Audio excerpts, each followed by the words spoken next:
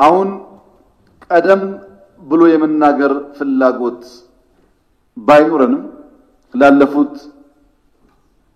ቢያንስ አመት ገደማ ማዳበሪያ ኢትዮጵያ ማምረት ካልቻለች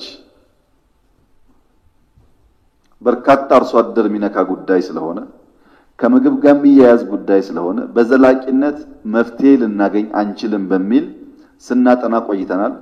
አሁን የህዳሴው ጉዳይ እንደምታውቁት ስለሆነ የህዳሴ ፊታችን ወደ ማዳበሪያ እናዞራለን። በተደረገው ጥናት ከ2.5 እስከ 3 ቢሊዮን ዶላር ይፈልጋል።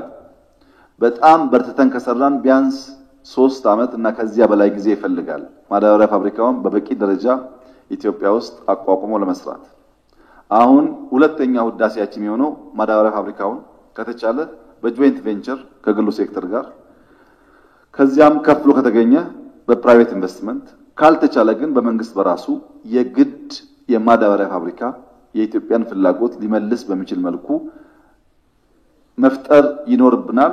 ምናልባት የሚቀጥለው አመት ሁነኛ ተግባራችን የሚጀምር ይሆናል ብዬ አስባለሁ።